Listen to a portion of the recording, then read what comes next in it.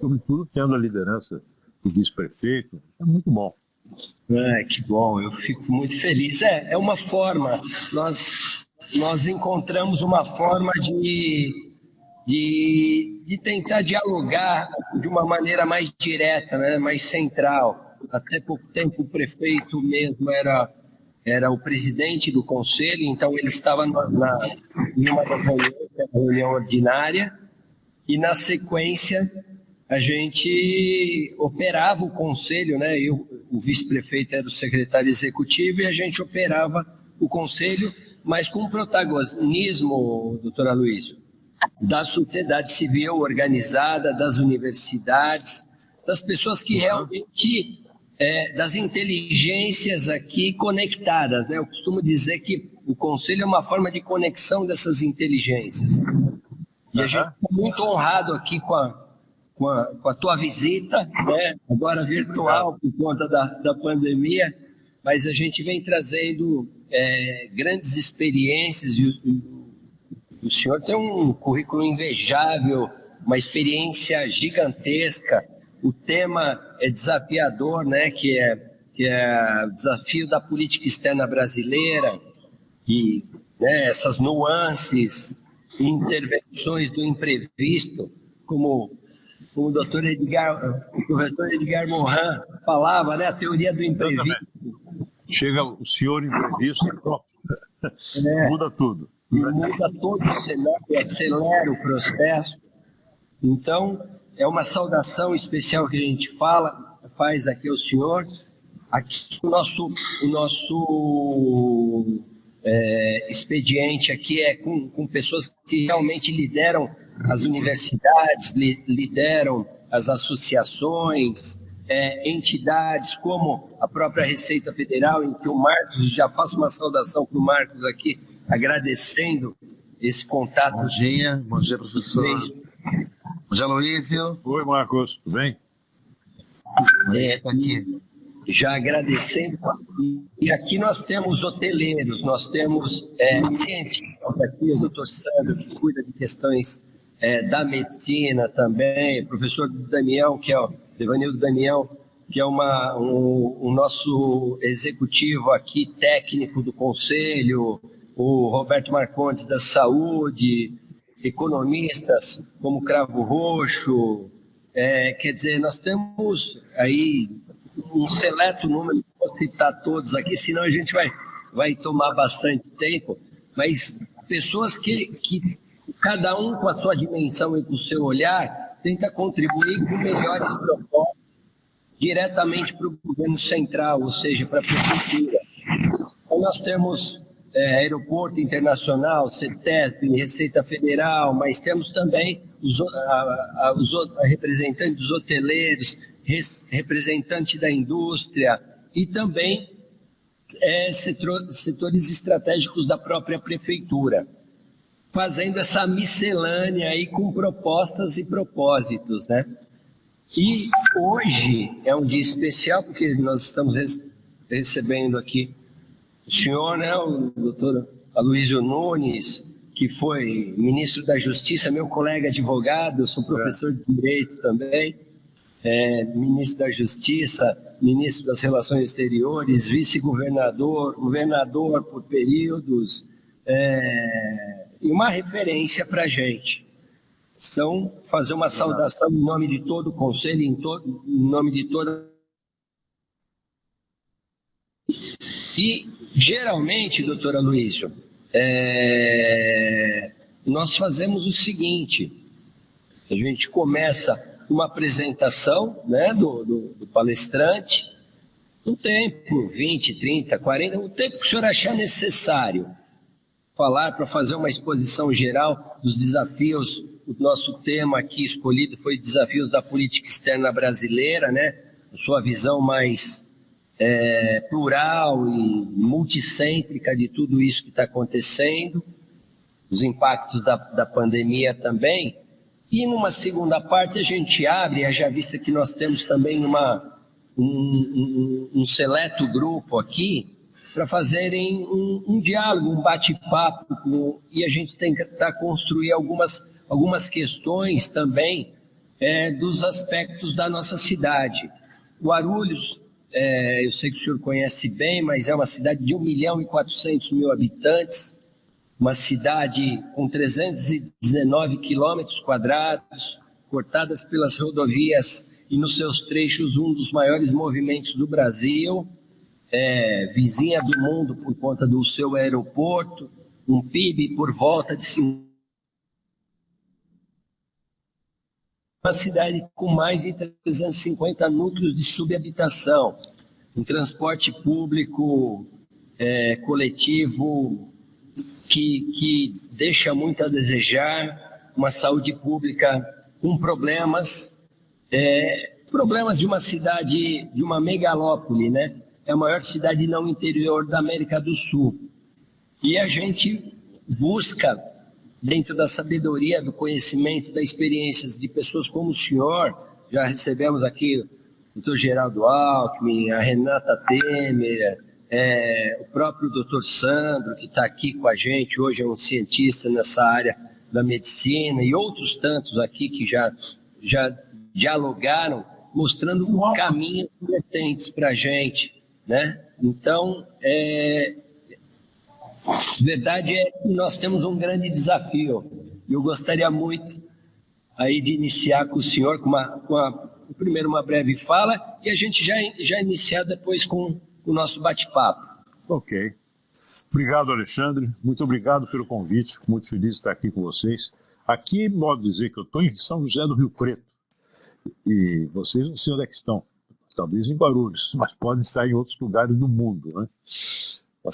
É uma alegria estar aqui com vocês. Agradeço o Marcos, que fez esse primeiro convite, o Devanildo, que ajudou muito a organizar todo esse encontro, e a você pelas suas palavras, sua saudação tão gentil e a presença de todos aqui. Você se referiu à atividade do Conselho como um órgão plural que busca ouvir opiniões, buscar convergências de opiniões e, a partir daí, encaminhar soluções, né? Exercer influências sobre rumos da administração pública e mesmo da atividade do mundo privado. Enfim, vocês exercem algo que, na política externa, costuma se chamar soft power. Vocês têm soft power, porque vocês não têm orçamento, vocês não nomeiam, vocês não limitem, vocês não recolhem impostos, mas vocês exercem uma influência. E uma influência que vem do renome, não é? Vem do renome, vem do prestígio, vem dos serviços prestados, vem do reconhecimento da sociedade, do reconhecimento do trabalho de cada um no seu setor, e isso lhes dá uma capacidade de influenciar.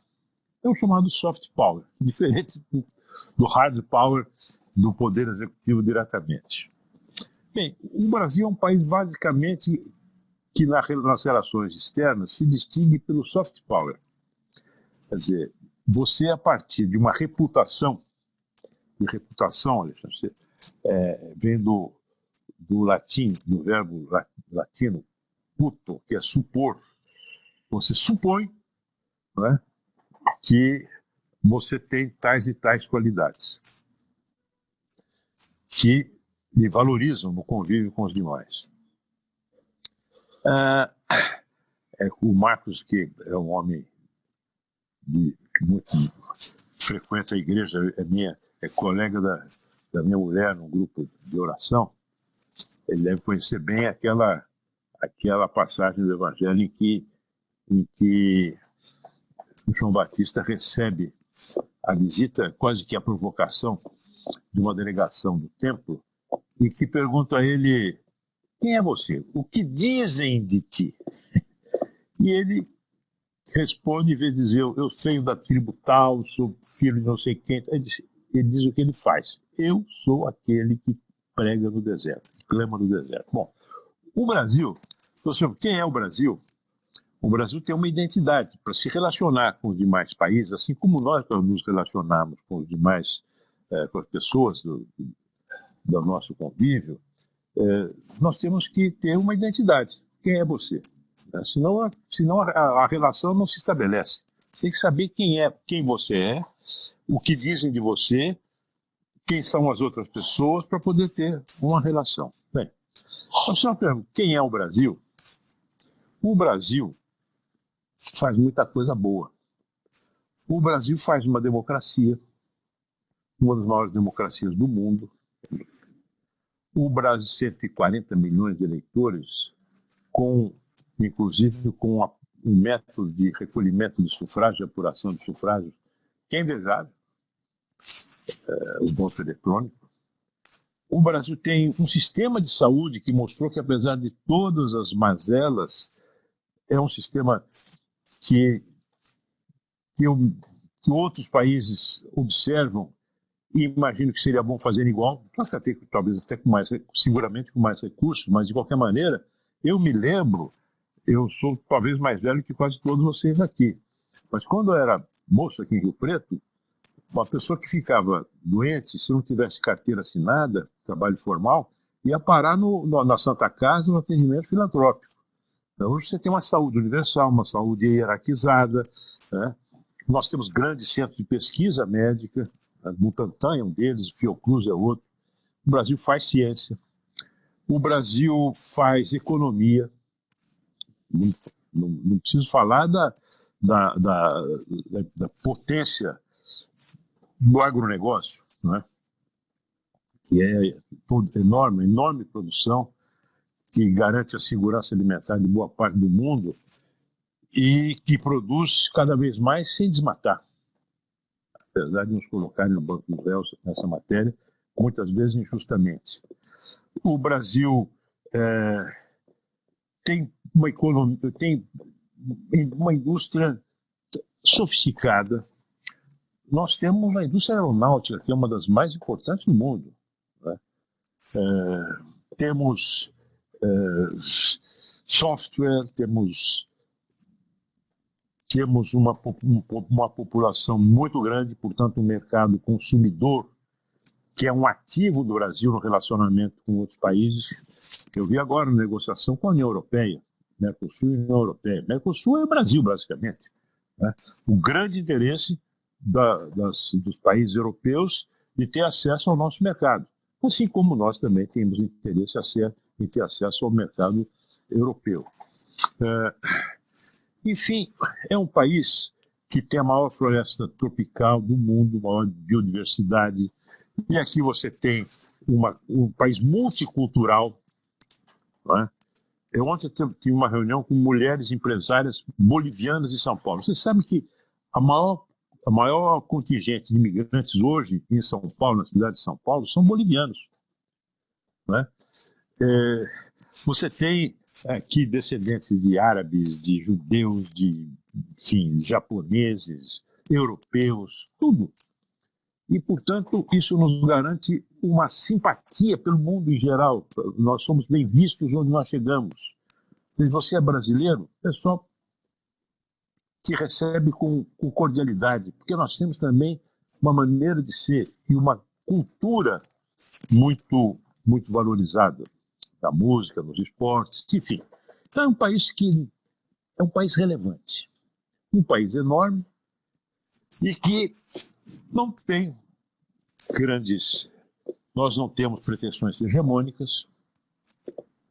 As nossas relações com os nossos vizinhos foram marcadas pela negociação. Nós só tivemos conflitos, efetivamente, no Cone Sul, onde o Império Português se confluía com o Império Espanhol, ali na Bacia do Prata. Aí tivemos problemas quando houve a independência, né? Porque a bacia o vice-reinado do Rio da Prata queria pegar um pedaço do Brasil, que é o Rio Grande do Sul e Santa Catarina. E aí houve problemas. Tivemos, inclusive, a guerra da Cisplatina no Uruguai e a guerra do Paraguai. Mas fora isso, que são conflitos herdados, nós não temos. As nossas fronteiras foram todas definidas por negociação. Inclusive a primeira delas, antes ainda do tempo de Dom João VI. Então nós somos um país que tem uma vocação para a negociação, uma vocação pacífica e uma relação aberta com todos os países e todos os regimes e todas as regiões do mundo. Não tem sentido se dizer, olha, nossa relação é prioritária com tal ou tal país. Não, tudo para nós é prioritário. Nós temos esse ativo importante para nós. Nós temos relações boas e positivas com todos os países e os povos do mundo. Não é? Então, isso são ativos importantes do nosso país que precisa ser colocado a serviço do nosso desenvolvimento, que é a grande aspiração do povo brasileiro. É um desenvolvimento integral, econômico, social, cultural. Né? Como utilizar esses ativos que nós temos para, na relação com o mundo, nós maximizarmos as nossas potencialidades internas. Isso parece complicado, mas vamos dar um exemplo, que é um exemplo distante já de nós. Na Segunda Guerra Mundial, Getúlio Vargas, ditador, Estado Novo. O Brasil não tinha ainda se decidido a entrar na guerra. A que lado iria? Havia, inclusive, dentro do governo de Vargas, pessoas que puxavam para o lado do nazismo e do fascismo, e outros que puxavam o lado das potências democráticas. O que faz o Getúlio Vargas? O Getúlio Vargas constata que para os Estados Unidos, que já era naquele momento, no segundo ano da guerra, a grande nação emergente no mundo, o Getúlio Vargas diz, olha, eu vou me relacionar, vou buscar trazer para nós, para o nosso desenvolvimento, algo que os americanos podem nos dar, que não é o preço do café, que é a nossa principal produto de exportação. Não, é industrialização. A base industrial, que começa pela siderurgia. Então, ele diz, olha, vocês precisam do nosso território para ter bases aqui, para chegar até a África e da África para o Oriente Médio. Muito bem, nós estamos prontos a lhes dar. Aqui no Rio Grande do Norte, em Fernando Noronha, prontos para lhes dar locais para construir as suas bases. Mas nós queremos financiamento para a nossa siderurgia. Então você mobilizou um ativo interno, que no caso é até a nossa localização geográfica, para obter, na relação com outro país, algo que potencializava, que dizia respeito ao nosso desenvolvimento.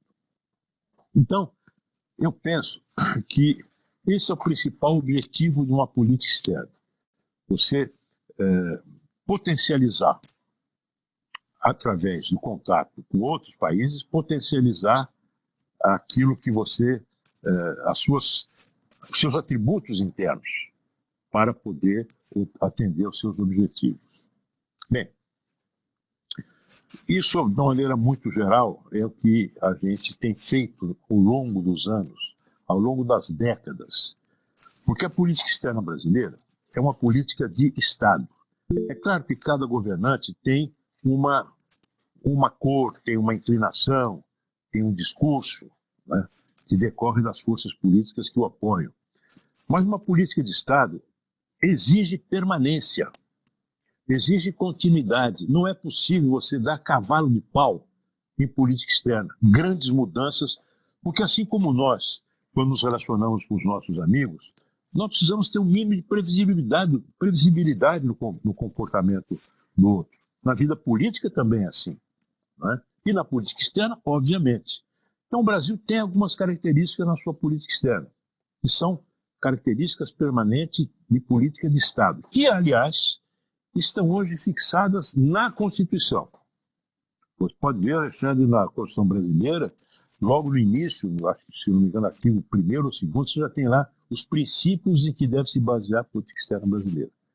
E os princípios são a busca de solução pacífica dos conflitos, a não intervenção nos negócios internos dos países, a prevalência dos direitos humanos, a busca de integração dos países latino-americanos, especialmente sul-americanos. Esses são os princípios que estão fixados na Constituição e que, antes de estarem fixados na Constituição, já eram moeda corrente na política brasileira. com algumas mudanças. Houve momentos em que foi mais para cá, mais para lá, mas geralmente isso tem uma constância, né, que define uma identidade, define um perfil internacional. Veja, o multilateralismo, que hoje é chamado por alguns setores aí do pensamento brasileiro, ou da ação política brasileira, de globalismo, que é visto como uma invenção dos comunistas. É puramente um delírio, na minha opinião. Por quê? Porque o Brasil, que é um país que não tem bomba atômica, não herdou nenhum império, como o Império Russo ou o Império Norte-Americano, né? O Brasil que não participa de guerras pelo mundo afora. O Brasil precisa ter, no relacionamento com os outros países, ele precisa ter regras. Política internacional baseada em regras. Ora, que regras são essas? Os Estados são soberanos. Então, em princípio, você não pode adotar uma regra que não seja uma regra jurídica, uma regra de comportamento, obrigações, que sejam assumidas por você, exclusivamente por você. Mas o mundo exige que, para determinados temas, um país precisa cooperar com os demais. Não tem como você não ter, você deixar de ter, abrir mão de uma parte da sua autonomia para, na relação com os outros países, cuidar de problemas que são comuns. Então, essa valorização da multilateralidade, da busca de soluções gerais para problemas que são gerais. Hoje nós temos a pandemia, nós temos a migração, nós temos o clima, né? Mas nós temos o comércio internacional. Todos esses temas são objeto de organizações internacionais onde o Brasil participa. E participa a partir de uma posição de princípio que foi firmada por Rui Barbosa em 1907, na Conferência de Haia, que é a igualdade entre os Estados. Estados grandes, Estados pequenos, poderosos ou fracos, são iguais. Não é? A igualdade jurídica entre os Estados. Isso é algo que nós prezamos e nos distinguimos na participação de organizações internacionais exatamente na defesa de alguns temas que são temas de interesse do Brasil e de outros países. São temas em que nós exercemos o nosso soft power, como vocês exercem em Guarulhos. Por exemplo, a questão do clima. Não há dúvida, a não ser determinados setores do pensamento do Brasil e alguns do mundo que negam o aquecimento global, a grande maioria das pessoas sabem das consequências nefastas do aumento gradativo do aquecimento do planeta. E o Brasil foi um dos principais protagonistas de todos os acordos internacionais relativos ao clima. E imigração também é outro tema importante. Não se resolve temas de imigração se você não tiver cooperação internacional. Porque imigração pressupõe um país de origem, um país de trânsito e um país de destino. Se você não tiver regras que possam ser observadas por todos, regras quanto ao acolhimento, para coibir imigração ilegal, tráfico de pessoas, é um caos. E o Brasil hoje é um país que recebe um número razoável de imigrantes. Não muito, na verdade, mas nós temos uma imigração grande, hoje basicamente da África, do Haiti, da Bolívia, acabei de me referir. Mas são temas que exigem coordenação dos países. Evidentemente, agora na pandemia ficou claro que uma epidemia não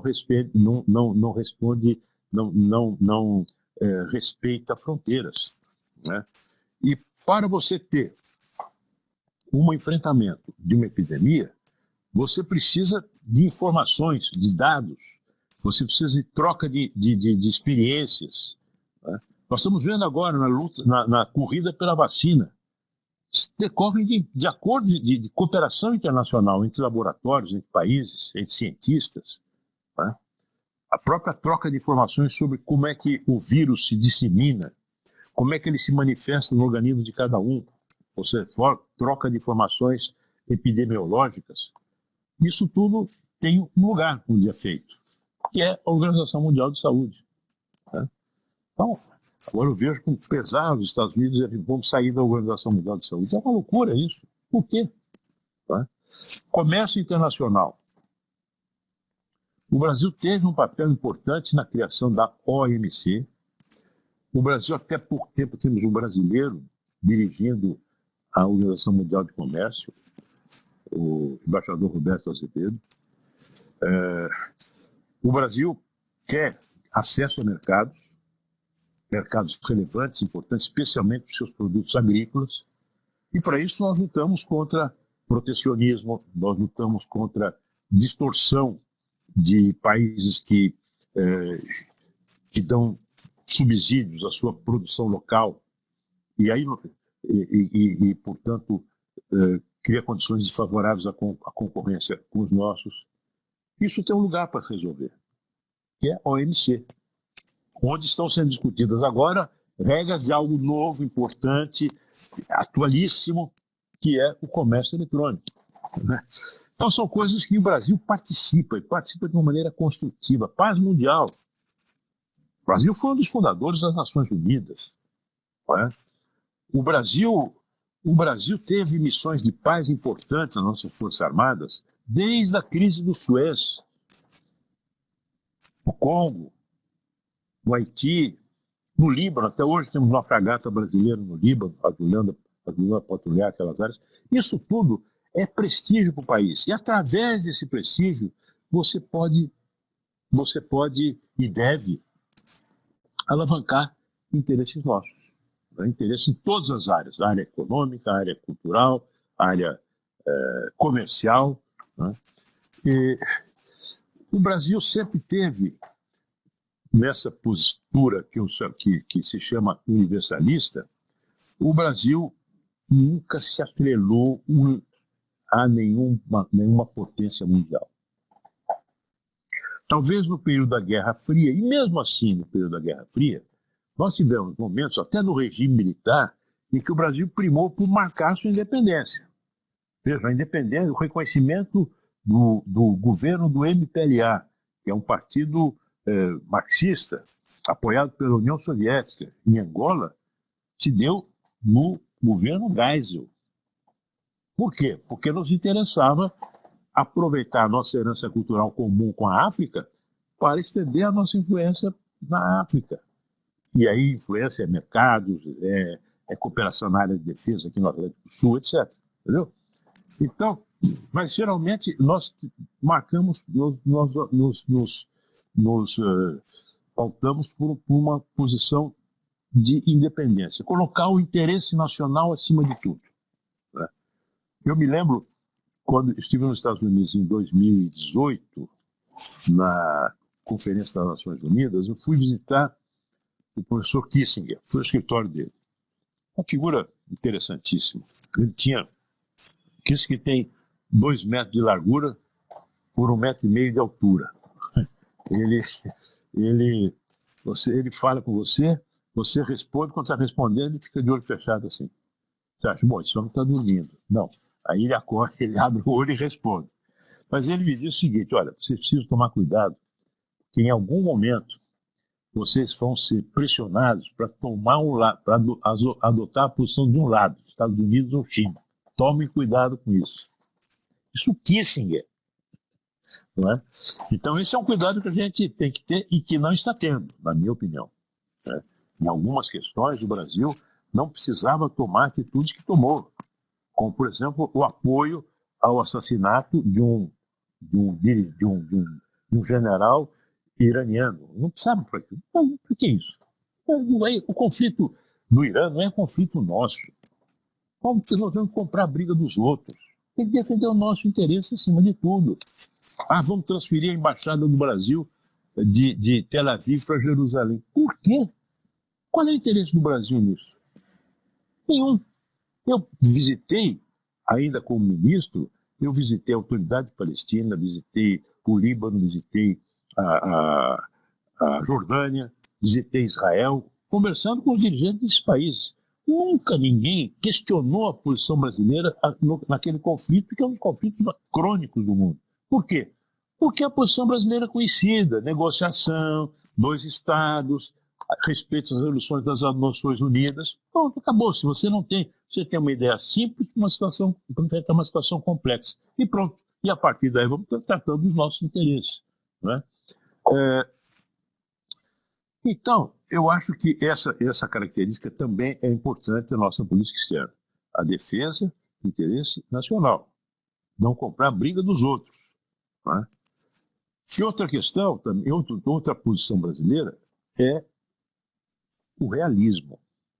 O realismo e o pragmatismo. Nós temos que olhar o mundo tal como ele é, e não como a ideologia desse ou daquele imagina que seja. Nós não devemos nos guiar pela ideologia, que uma das funções da ideologia é mascarar realidades, né? Mas buscar la verità effettuare delle cose, como diria o Maquiavel, a verdade das coisas, os fatos, né? E a partir daí tomar a nossa posição. Não adianta, por exemplo, dizer, olha, aqui não existe aquecimento global. Como assim? As nações, o multilateralismo é a invenção do comunismo para nos dominar. Isso existe. Comunismo hoje você tem mal em Cuba e na Coreia do Norte. Não existe. Né? Vamos ser realistas, ver as coisas como elas são. E ver as coisas como elas são pressupõe conhecer um fato do mundo moderno, mundo contemporâneo de hoje, que é a ascensão da China e é um deslocamento, eu não digo deslocamento do eixo do mundo, mas o surgimento de um centro de poder, de influência, econômica e até estratégica, que é a China e os países do sudeste da Ásia. Né? E aí vale a advertência do Kissinger. Cuidado. A nossa relação com a China é muito importante. Um dia só apenas na relação econômica, é o principal destino de exportações do Brasil. No ano de 2019, 28% das nossas exportações foram para a China e 13% para os Estados Unidos. A Argentina, 4%. E aí, voltando só para terminar esse giro geral, a importância do nosso entorno, me referi à Argentina, 4% das nossas exportações. É pouco se você comparar com a China. Mas a nossa relação com a Argentina não é só uma relação econômico-comercial. Ela tem relevância econômico-comercial, especialmente para nós, do Estado de São Paulo, porque é um grande mercado de produtos manufaturados, a Argentina. Mas a relação com a Argentina nos dá um peso maior na negociação com outros blocos comerciais, como com a União Europeia, negociação já concluída, com o Canadá, que está em curso, com a Coreia do Sul, que está em curso, né? Com Singapura, que está em curso. Juntos, nós somos mais fortes. Together we are stronger. Né? Nós nos ajudamos uns aos outros. E, sobretudo, desenvolvemos uma relação de amizade num lugar que era um lugar de conflito. Argentina, Uruguai, Paraguai, era uma zona conflituosa, já me referi a isso no início da minha intervenção. Né? Transformamos rivalidade em cooperação no Mercosul e antes do Mercosul, na área de pesquisa nuclear e mais, e antes ainda, na produção de energia com Itaipu. Né? Graças a políticos que tiveram lucidez de fazer isso. Eu cito, no Brasil, uma pessoa que estava esquecida, sempre se fala bem dele, que é o presidente Sarney, que foi quem deu essa virada importante na política externa em relação ao Mercosul. Então, cuidado com o nosso entorno. O Brasil deve manter relações de amizade, de cooperação com todos os países do nosso entorno. Olha, eu não gosto do Maduro também não. Mas não importa. A Venezuela é um país grande, é nosso vizinho, nós temos brasileiros morando lá. Nós temos hoje uma situação da Venezuela, por iniciativa do Brasil, ela foi afastada do Mercosul, mas sempre mantivemos diálogo com as autoridades venezuelanas em alguns temas que são importantes, como, por exemplo, saúde pública. Agora, infelizmente, com o atual governo, foram cortados todos os contatos. Mas nós temos, na América do Sul, estar atentos, e a nova estratégia de defesa prevê isso, para conflitos que podem ocorrer e que vão exigir uma presença de ponderação, de ação pela paz do Brasil. Nós temos todo o interesse em manter o nosso entorno em paz. E existem problemas aí no nosso entorno. Venezuela, Guiana, Venezuela, Colômbia. Nós temos uma guerrilha no Paraguai, na região vizinha nossa, uma guerrilha lá no Paraguai. Não é? A Bolívia é um país muito tumultuado. Então, o nosso interesse é ter com esse país uma relação de paz, de cooperação, para que o Brasil possa ter tranquilidade no seu entorno e evitar que conflitos vizinhos possam extrapolar o nosso território. Enfim, meus amigos, eu acho que eu falei demais até, mas... Imagina, excelente. E fico à disposição de você para a gente conversar. Excelente, doutor Aloysio, sempre brilhante, suas colocações são de extrema lucidez e nos posicionam muito bem. Eu vou pedir para as pessoas já darem um toquezinho no chat ou me avisarem aqui na tela quem quiser falar. E a nossa proposta, tá, o professor Devanildo já está dando um toquezinho, a nossa proposta é que, o Lorival também, nossa proposta é que a gente faça blocos de 3 perguntas, doutora Luiz, para que as pessoas tenham condição de falar um pouquinho mais. E pedir para que os nossos conselheiros também façam perguntas um pouco mais concisas, né, para que a gente consiga falar mais, aproveitar mais essa nossa ilustre visita. Aproveitando, eu coloquei a máscara aqui, doutora Luiz, que eu estou com o Carlos da Agência de Desenvolvimento de Guarulhos aqui, a Agende, também está acompanhando do meu lado aqui, por isso que eu coloquei a máscara. Então, vamos iniciar com o eu estou sem máscara porque eu estou sozinho aqui em Rio Preto. Eu também estava sozinho, mas daí chegou o nosso companheiro aqui. Sabe, temos médico aí nessa conversa. Eu, desde ontem, uma dorzinha de cabeça, uma febrezinha de 37,5, 37,9, dor no corpo, coriza, e eu estou preocupado. Essa noite foi uma noite muito, muito, muito penosa para mim.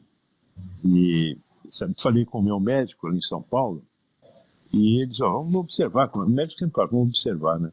Vamos observar e ver como é que fica hoje, mas hoje eu não estou muito bem, não. Mas a minha máscara, estou sem máscara por causa disso. Vamos lá. Bom, melhoras. O professor Devanildo, na sequência o Lorival e o Marcos.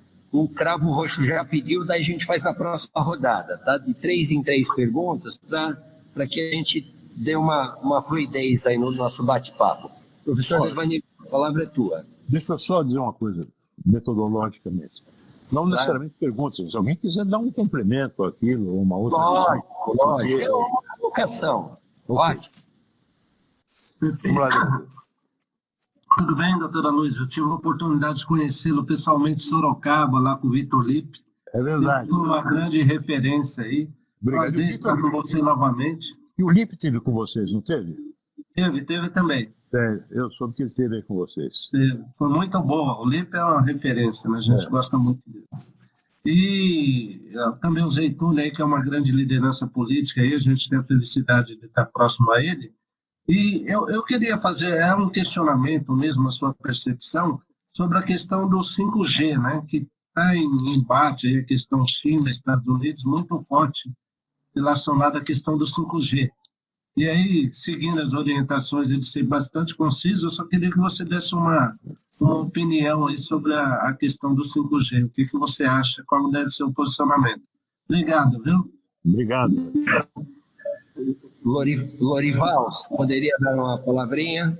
Oi, bom dia, doutora Luiz. É um grande prazer falar com o senhor. Eu sou ex-piloto da Varig, 35 anos voando pelo mundo. O senhor sempre foi muito receptivo lá em Brasília, quando atendeu ao pessoal do Aeros. Então, o senhor sempre nos ajudou bastante. Então, de pronto, eu gostaria de agradecer a sua ajuda para todos esses aposentados que realmente hoje estão, como eu, na faixa de 70 anos, que a gente precisa ser assistidos, né, por tudo aquilo que a gente fez ao país, né, e com mérito, logicamente.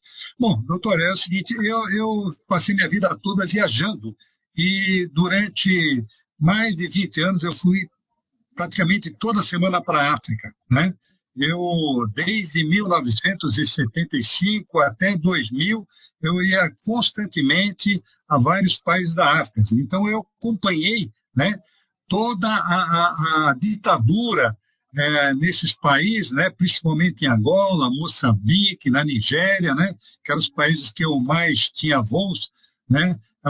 Eram voos que eram proporcionados, assim, vamos dizer, existia um relacionamento de governo, né, do Brasil para manter esses voos sempre regulares para lá. E eu fiz muito, né, durante a minha vida toda, né? Então conheço a realidade da África, né?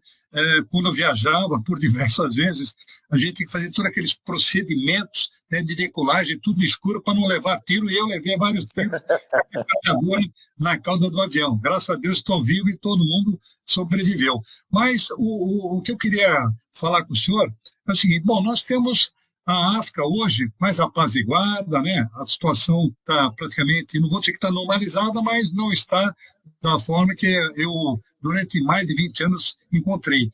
E hoje está se recuperando, né? Eu vivi um momento que não tinha nada na África, eu tinha que levar a minha água, né, para tomar lá, caso contrário, se eu não levasse, eu poderia ser contaminado, né? Então, hoje não, hoje a situação está um pouco melhor, né? Mas, mesmo assim, com a economia da África voltando a uma tentativa de normalização, ela precisa muito de ter relacionamentos, tanto cultural quanto comercial. Eu até, como piloto, eu tentei fazer um relacionamento para a gente instruir pessoas, né, jovens, principalmente da Guiné-Bissau, que querem fazer curso de piloto. Então, a gente estava querendo montar uma escola lá, para que eles não tenham que sair de lá para vir para outros países. A gente iria para lá para dar o curso teórico para eles, depois eles viriam para cá fazer os cursos práticos, né?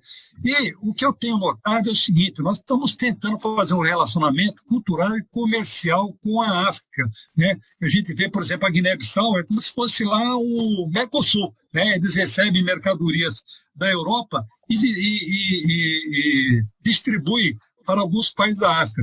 Eu gostaria de saber do senhor o que o senhor vê, como é que o senhor vê um futuro comercial e cultural do Brasil com a África, já que a gente vê que nós estamos a 8 horas, né, da África, 8 horas, é só atravessar o Oceano Atlântico. Nós temos muita identificação com a África, né, porque 25 milhões de anos atrás era uma coisa só. A África, né, o continente africano e o continente americano era uma coisa só, né? Foi se dividindo e está se distanciando a cada ano, né?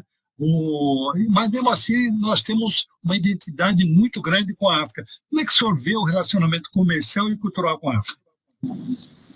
Excelente.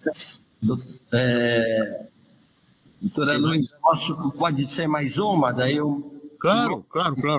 o Marcos, então a palavra está com o Marcos. Daí na próxima rodada começamos com o Cravo Roxo. Quem quiser falar, já o Carlos também escreveu aqui. Ok, Aloysio, mais uma vez, bom dia, obrigado aí pela presença. Uma alegria poder te ouvir falar aí aqui na nossa cidade. Eu queria que você comentasse um pouco o seguinte: a gente vive hoje num momento político e no Brasil cultural também, que poderíamos chamar assim mais conservador, digamos assim, com relação à pauta dos costumes e tal.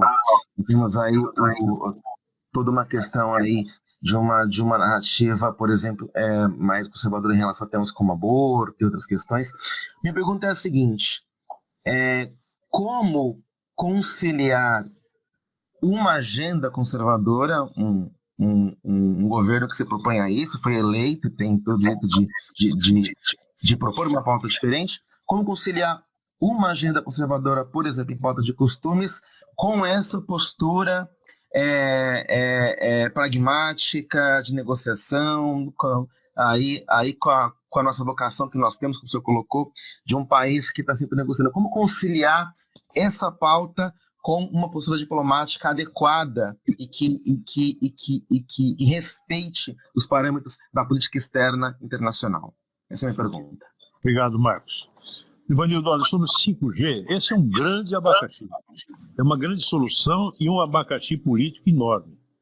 Porque, evidentemente, a China, ela tem essa empresa, a Huawei, que está muito presente no Brasil, tá?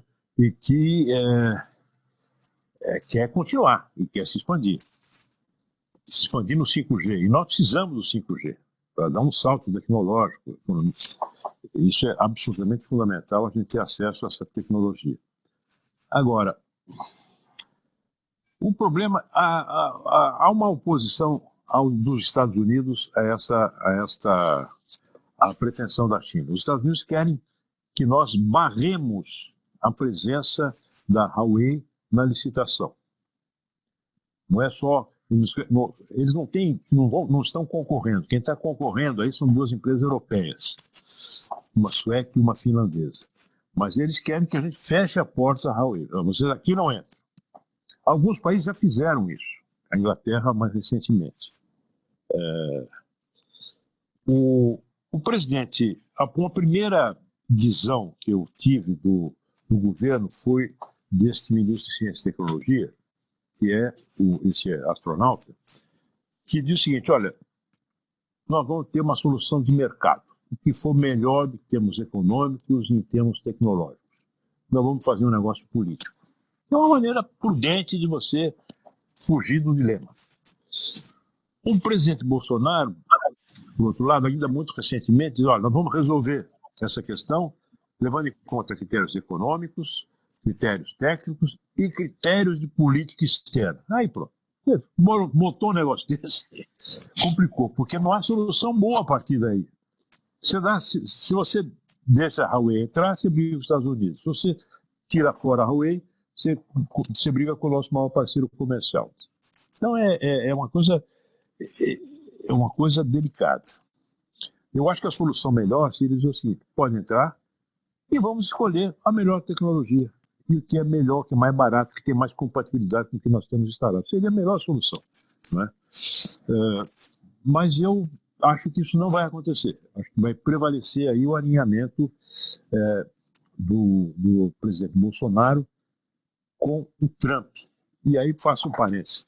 Eu acho um erro você ter relação, você fazer com que as relações entre dirigentes, entre governantes, se sobreponham à relação entre Estados. Nosso interesse é uma boa relação com os Estados Unidos, obviamente, mas não com o Trump. O Trump hoje é o presidente, amanhã poderá deixar de ser. Então, essa coisa tem que ser muito cautelosa. Não foi bom ele dizer que torce pela eleição do Trump. Isso é ruim, porque provavelmente o Trump vai perder a eleição. É o que está pintando nos Estados Unidos. Mas eu acho que a melhor solução seria uma solução técnica e de mercado, acho eu. Bom, sobre a África, olha, eu fui algumas vezes à África como ministro de Relações Exteriores. Nós já tivemos uma presença grande na África, presença importante de investimentos. Infelizmente, muitos desses investimentos acabaram sendo, digamos, objeto de negociações espúrias com empresas brasileiras e com governantes africanos. Angola é um exemplo. E isso deixou um saldo muito negativo na África. Agora, a África é um continente que está crescendo, nos últimos 10 anos, cresceu mais que a América Latina. Ela está se modernizando, ela está criando instituições mais sólidas. Em alguns países você tem uma mudança importante. Em Angola, você se referiu a Angola, o novo governo angolano fez uma limpeza naquela confusão que havia lá do MPLA, né? E está fazendo um governo voltado para o desenvolvimento, um governo limpo. Moçambique, agora, recentemente, morreu um chefe do grupo dissidente, que tinha inclusive uma guerrilha, uma guerra localizada, e o presidente conseguiu pacificar, pelo menos momentaneamente, por enquanto, Moçambique, que é um grande país, é um país africano e um país do Oceano Índico, né? Nós temos uma relação ótima com os outros países de língua portuguesa, graças a uma construção ainda do tempo do Sarney, que é a organização dos países de língua portuguesa. Agora, o país cresce como a Nigéria. A Nigéria é uma coisa de louco. É um país estuante, né? Sem esquecermos de países do norte da África, Argélia, Tunísia, Marrocos e Egito. O Egito é um paisaço. E nós temos, aliás, um acordo econômico Mercosul-Egito, que é muito pouco aproveitado. Eu digo que os empresários, as relações econômicas precisam de apoio de empresários, eu tenho interesse de empresários, senão não vai. Os empresários brasileiros ainda têm uma visão da África que não é essa que você expressou. Tem a visão da África, uma zona de grande confusão, ebola, não sei o que mais. É isso, mas é outra coisa também, tem uma realidade nova. E outros países estão atentos. Os governos estão abrindo o caminho para os empresários entrarem. China, obviamente.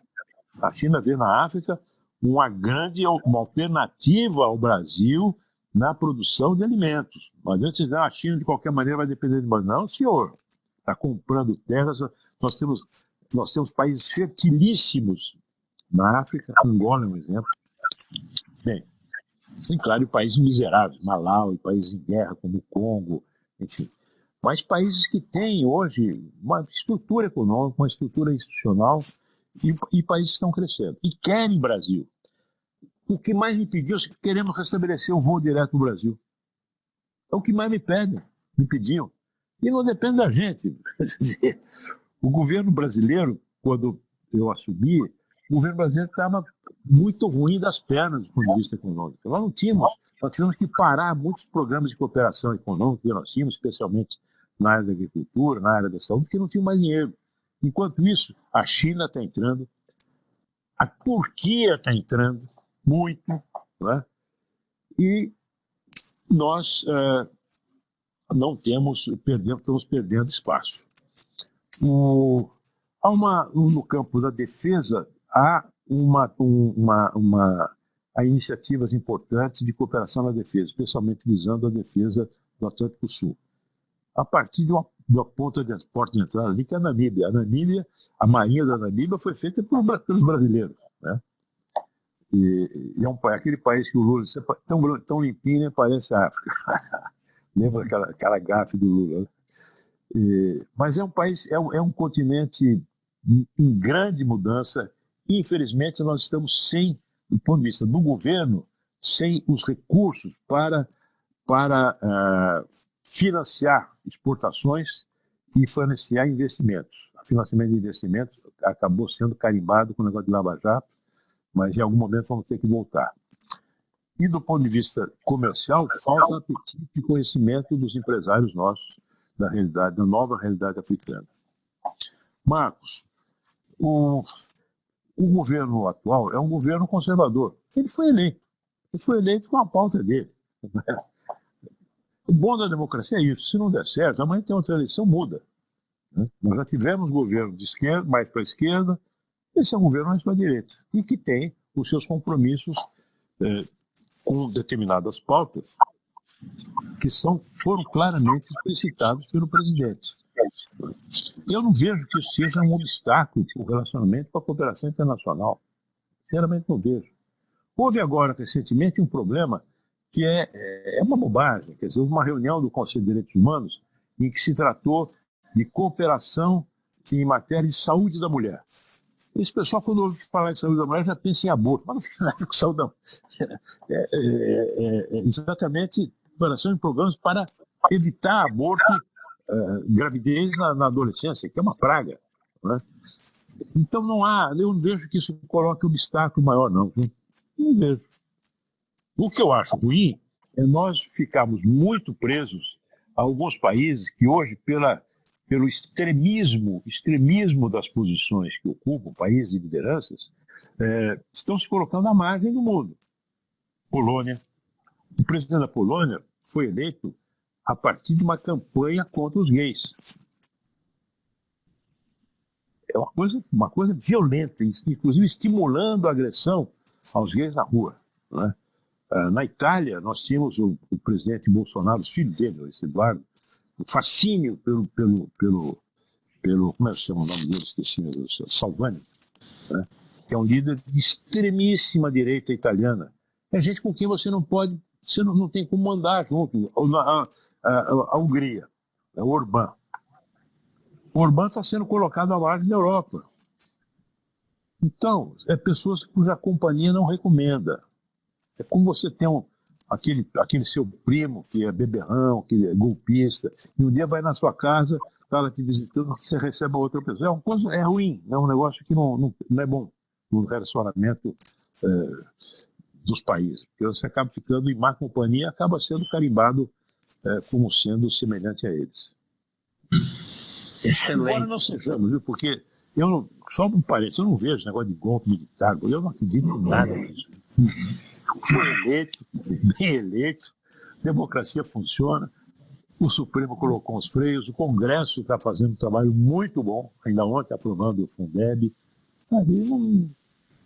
E Forças Armadas brasileiras, elas não querem saber mais de aventura, de golpe, coisa nenhuma. Excelente, doutora Luísa.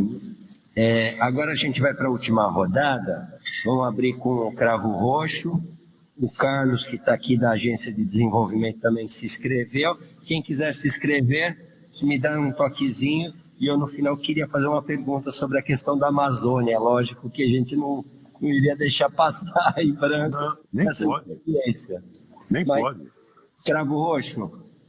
Obrigado. Bom dia novamente. Cravo Roxo é da Associação dos Empresários de Cumbica, nosso grande parque industrial, economista e torcedor da Portuguesa. Eu conheço. Aliás, a gente já se conhece, eu acompanho a tua carreira, Luiz, há muito tempo. Até porque eu estudei com uma filha tua na faculdade, né? Então já fazem uns 40 anos que a gente... Qual delas? Com a Márcia. Não, aí está o engano. Eu tenho duas. Eu tenho duas filhas. As duas se formaram na USP. Então era alguma outra confusão. Desculpa. Porque eu fiz pouco. Então alguém se identificou como filha tua e não era. Eu tenho uma filha na PUC também, que se formou na PUC, né? Então é essa, né? Exatamente. Mas é professor em Guarulhos. Bom. Então essa. Eu conheci para mim o nome era Márcia. Mas como isso faz 40 anos também, não posso te afirmar que era, né? Então, mas de qualquer forma eu acompanho há muito tempo a tua carreira, eu gosto muito das tuas posições, né? Gosto muito da tua integridade, já te vi outras vezes na Fiesp, em exposições, eu gosto muito da tua posição de mercado externo. Eu sou empresário em Guarulhos já há muito tempo e acabo participando dessas associações e dessas lideranças empresariais aqui. Recentemente até, uma das minhas ideias, porque o pessoal fala que eu sou torcedor da Portuguesa, porque na verdade eu nasci em Portugal, né, e vim para o Brasil muito jovem, ainda com 2 anos, então eu sou escolhi o Brasil para ser a minha pátria, né? Embora eu não tenha nascido aqui.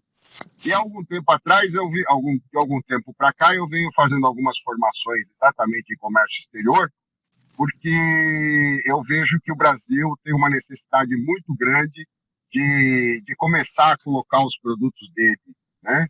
Com uma maior maestria lá fora, né? Não que já não o faça na área agropecuária, como você fala, e na área das grandes empresas, já faz isso e já faz muito bem, mas ainda falta aquela ideia do empresário de poder colocar os seus produtos lá fora, produtos talvez não tão significantes quanto da Embraer, ou não tão significantes como da nossa safra agrícola, mas que produtos que podiam estar, sim, participando do mercado internacional e hoje não estão, né?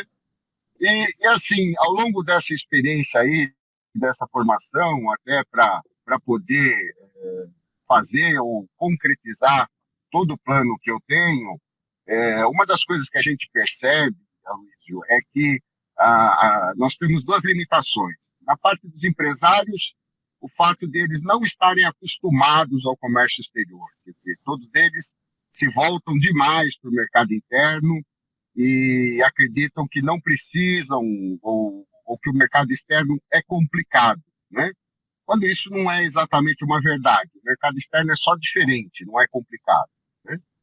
E a segunda questão que a gente nota também é que a nossa parte burocrática aqui não facilita nada, né? A mecânica, não estou falando das importações, porque nesse mérito eu não entro nas importações, há uma série de outras questões que a gente não vou colocar aqui.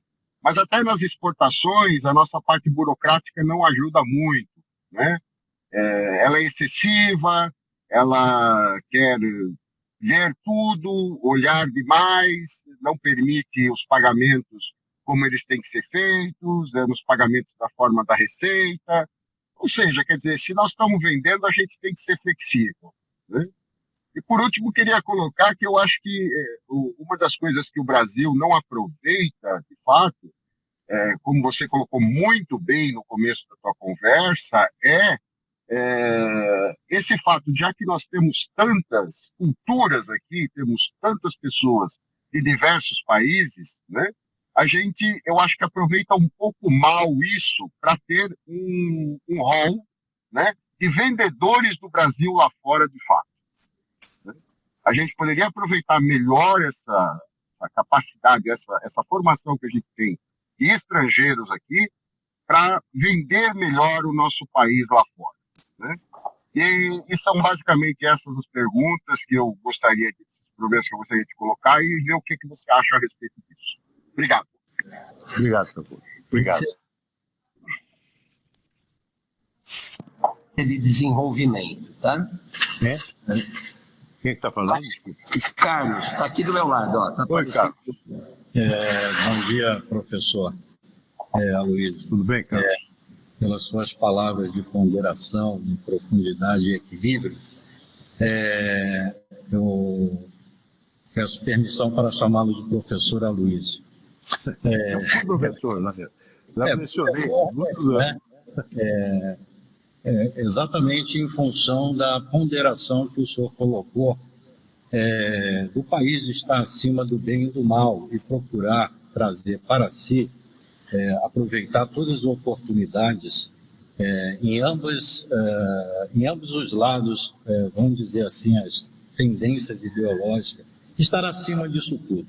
A minha pergunta se baseia no fato que eu trago comigo, que seria o seguinte: os Estados Unidos teve um momento da sua história em que a elite agrícola, junto com a elite industrial, eles tiveram um conflito de interesses. A elite industrial, ela precisava da libertação dos escravos para consumir seus produtos. E a elite agrícola, ela precisava da mão de obra barata e escrava. Não havendo entendimento, eles entraram numa guerra efetiva. Trazendo esse cenário para o Brasil, eu particularmente percebo que nós trazemos uma diferença ainda não resolvida entre as nossas elites, vamos dizer assim, essas elites, elas dividiram o Brasil entre norte, sul e, teoricamente, seria a antiga elite exploratória agrícola e a industrial, vamos supor, baseado na questão de São Paulo.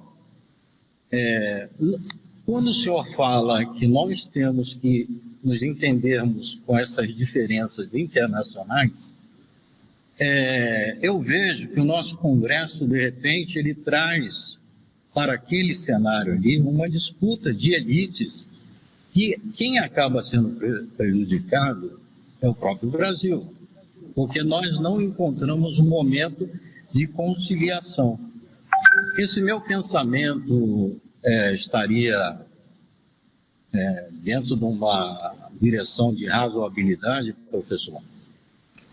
Obrigado, Carlos. Muito bem. Professor, vou aproveitar que ele já chamou de professor também, que eu acho que é uma das profissões mais nobres que temos. E por último, e para a gente encerrar esse bloco, depois ir para as considerações finais, eu gostaria só de uma ponderação da experiência do senhor,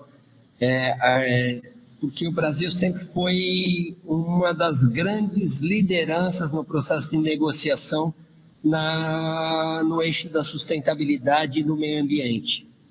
Ele foi líder nas grandes COP e tudo mais.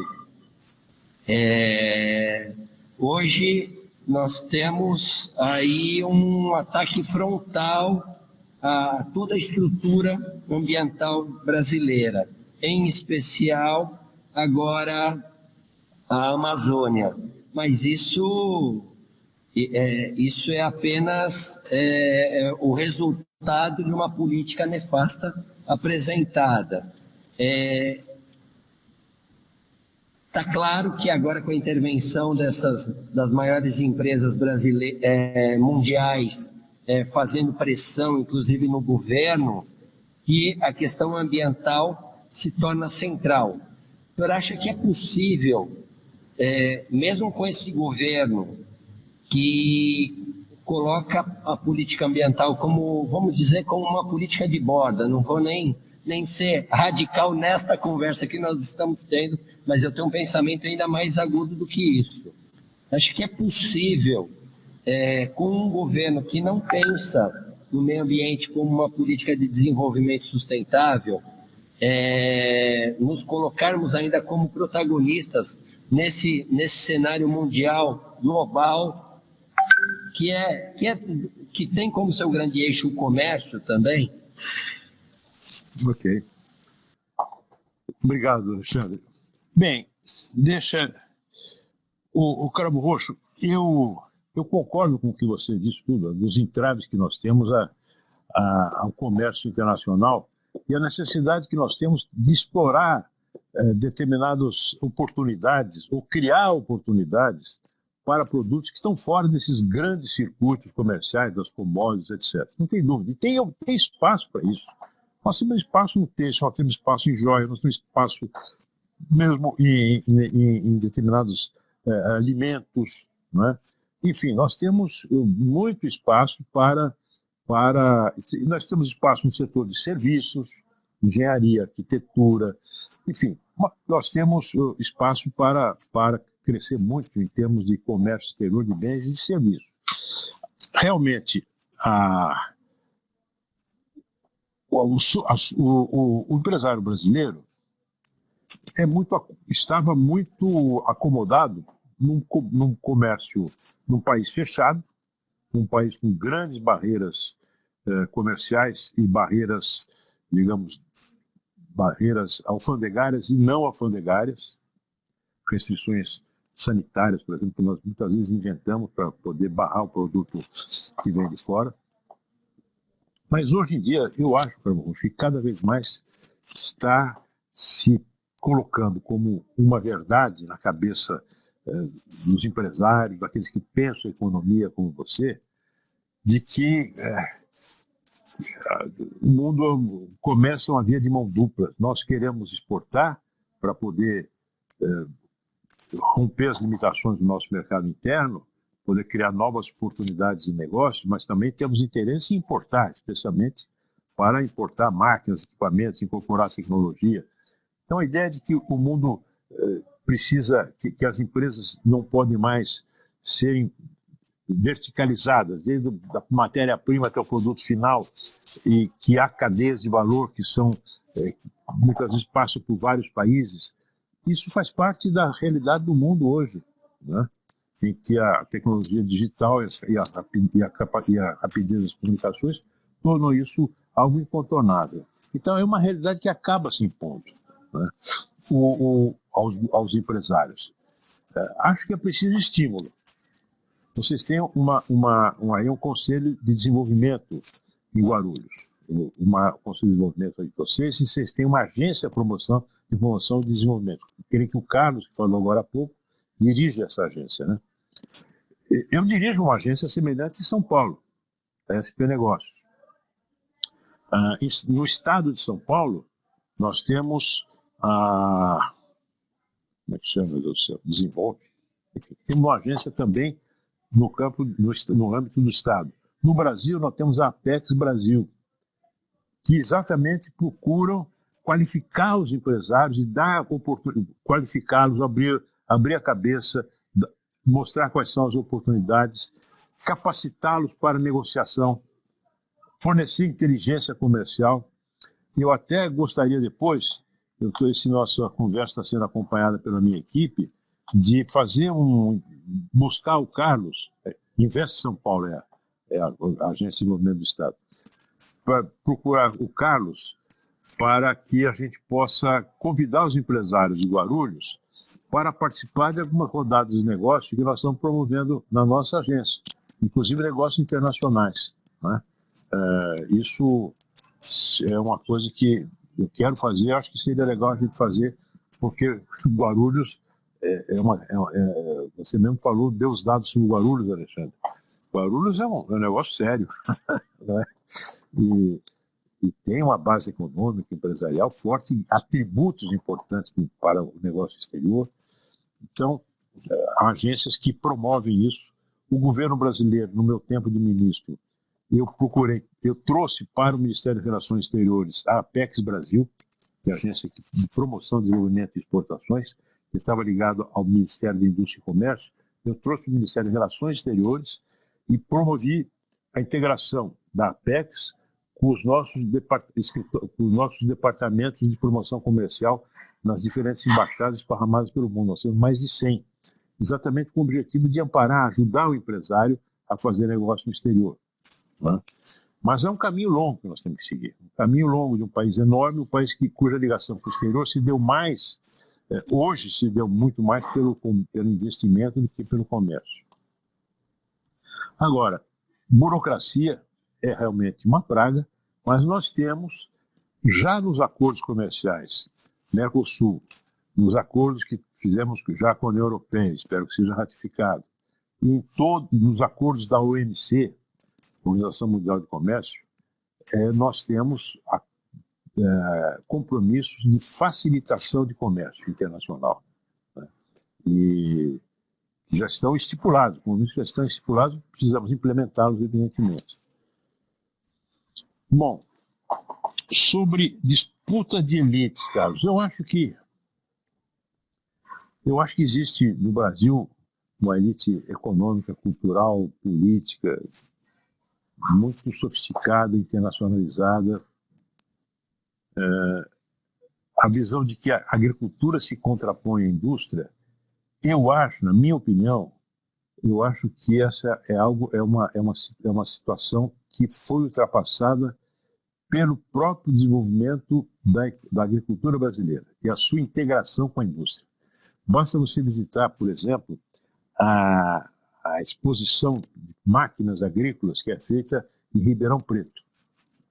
É um negócio, quem visita aquilo lá, inclusive gente que vem de fora do Brasil, fica espantado com a qualidade, a sofisticação, a eficiência dos equipamentos agrícolas que nós produzimos. Eu vejo esse programa aí, tem um anúncio da Globo, Globo é Tech, Globo é não sei o quê, é uma coisa impressionante, que aquelas máquinas colhendo algodão. No meu tempo de jovem, o algodão colhia à mão. Máquina colhendo algodão. E o Brasil hoje voltou a ser um grande exportador de algodão no mundo, o terceiro do mundo. Então, essa convergência entre indústria e agricultura, entre campo e cidade, que parecia uma utopia no tempo do Marx, é algo que está acontecendo, é algo que está encaminhada no Brasil. Eu aqui em Rio Preto, você anda pelo interior, aqui nas cidades à volta, são cidades desenvolvidas com agricultura altamente qualificada. Cada vez mais as pessoas, os jovens estão de famílias de agricultores, estão estudando agronomia, técnica agrícola. Enfim, eu acho que essa divisão entre elite agrícola e elite industrial é algo do meu tempo de jovem, né, que nós achávamos que a agricultura era um grande obstáculo ao desenvolvimento do Brasil, que era o latifúndio improdutivo, que era um obstáculo, que era um fator de produtor de inflação pelo alto custo dos alimentos em razão da pouca produtividade. Isso é da minha cabeça de jovem, nos anos 60. Hoje isso mudou muito, felizmente, né? E acho que vai mudar mais ainda. Agora, nós temos, se você pensar, o Congresso, nós temos uma elite egoísta, nós temos uma elite da burocracia pública que olha muito para o seu umbigo, a elite política que também olha muito para o seu umbigo, né? Então, há elites atrasadas também.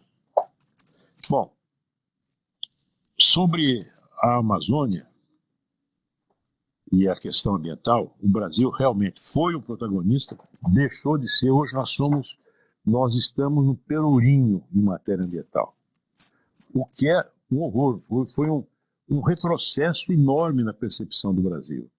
O Brasil foi o promotor, no tempo do Collor, de uma grande conferência internacional, na Dilma, 20 anos depois, fizemos também. O Brasil esteve presente e atuando em todos os fóruns internacionais, se referiu às COPs, os acordos de Paris, sempre muito, acordo de Quioto, o Brasil sempre muito protagonista, dando contribuições, né?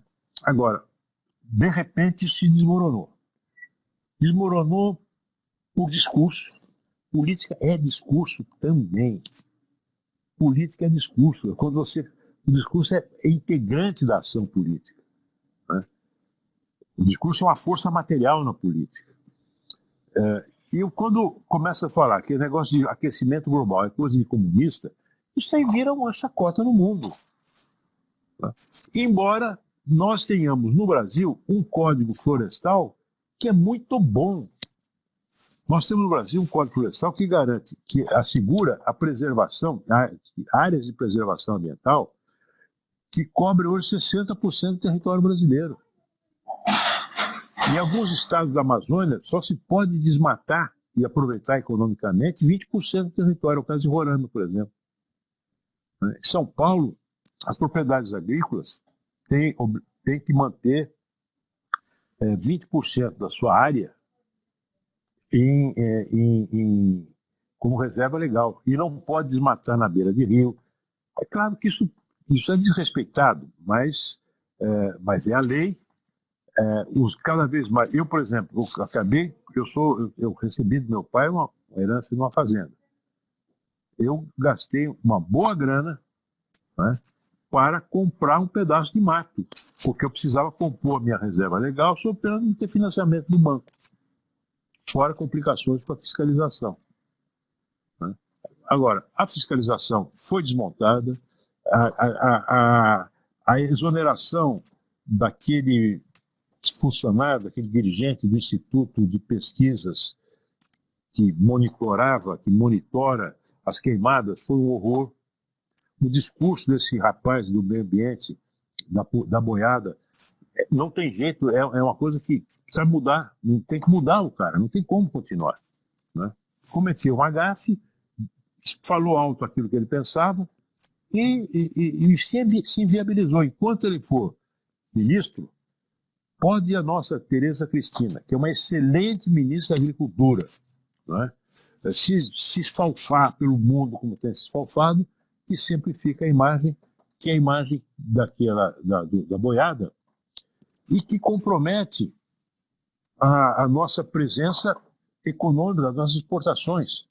Veja, é claro que você tem pretexto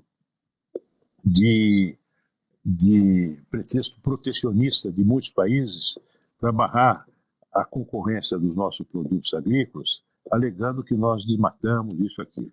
O Brasil desmata, mas é preciso não confundir, muitas vezes, queimada com incêndio, né?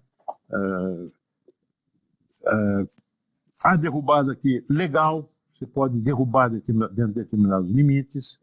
Então, não é uma coisa assim.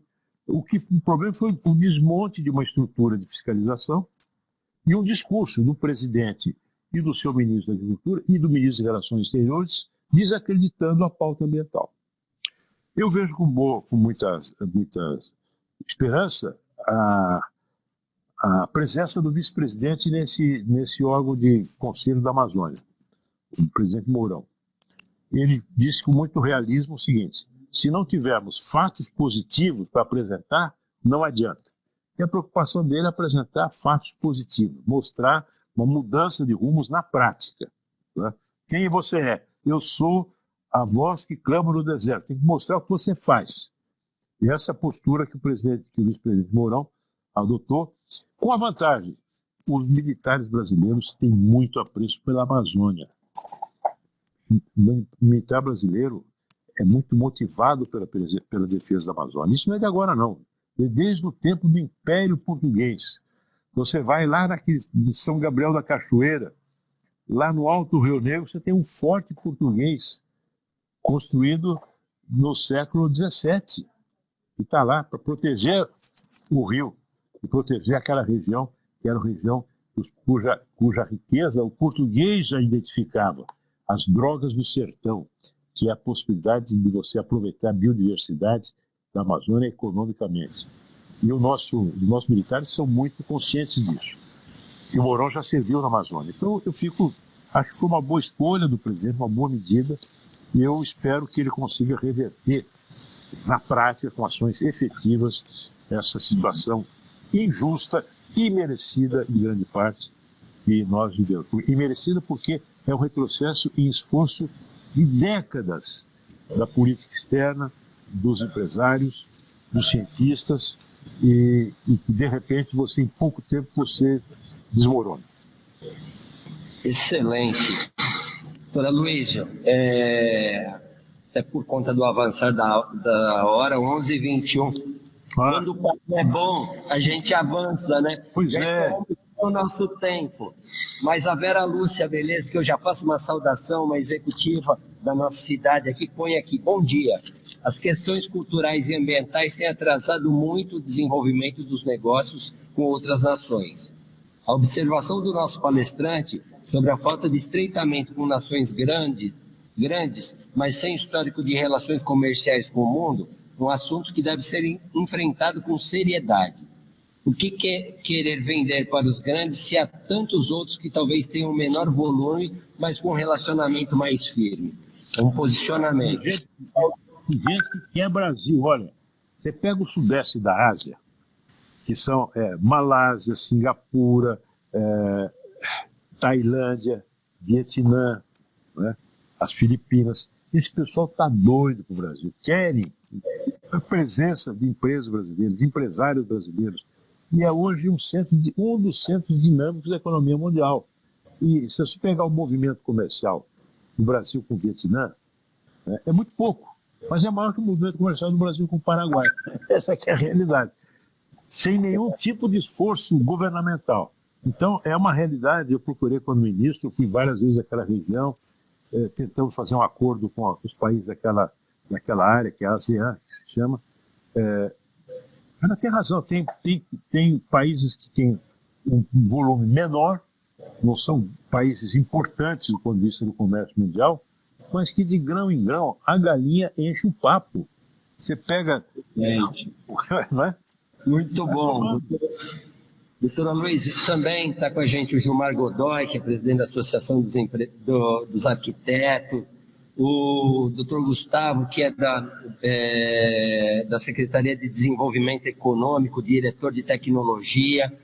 Bom, inúmeras pessoas aqui que realmente estão se deleitando com esse papo de tão alto nível.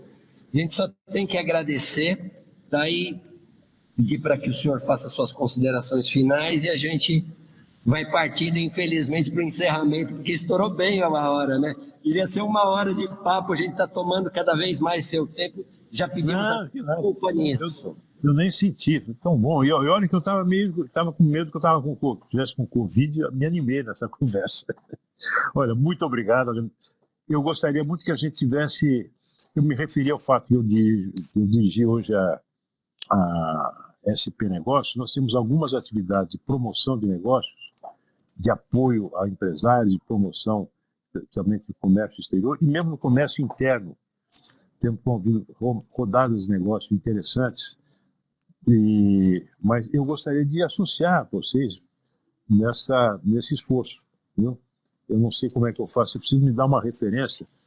Devanildo, se você puder, por favor, você que foi tão gentil na organização desse encontro, me dá uma referência de alguém que eu possa colocar em contato com a minha equipe para a gente procurar um entrosamento entre a SP Negócios e a entidade semelhante que vocês têm em Guarulhos. Pode ser? Tá, o professor Devanildo está com o microfone fechado. Senador, está combinado, eu entro em contato com o pessoal da equipe, fazer um agradecimento também, né, a cordialidade deles. Obrigado. Tá bom, meus amigos. Então, um bom dia para vocês.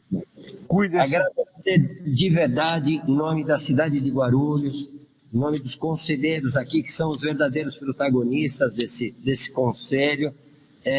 Agradecer a nossa equipe, professor Devanildo e o Cauê, que organizou esse chat para a gente. De verdade, eu acho que contatos e a facilidade que o senhor trata o tema e a forma que o senhor desenvolve, inclusive, oportunidades para a gente só tem que agradecer. Agradecer ao Marcos Gregório também, que fez esse contato para nós, que foi brilhante. Temos que agradecer muito o seu empenho aí como servidor público federal, que por vezes reclamam, falam, não, o pessoal, o servidor público federal, estadual, acaba não dialogando muito com o município. Eu tenho exemplos o Marco é um dos grandes exemplos de que é possível a gente fazer algo muito diferente se a gente se conectar. Então, agradecer de verdade a oportunidade, doutora Luiz, Marcos, todos os nossos conselheiros, a equipe, e agora com contato com o professor Devanildo será nosso contato aqui. O Carlos já se colocou à disposição da agência também de desenvolvimento para falar com a equipe do senhor, e estamos aí muito agradecidos com essa oportunidade. Tá bom, pessoal? Eu que agradeço, um abraço a vocês todos. Tudo de bom. Um abraço, obrigado. Tchau.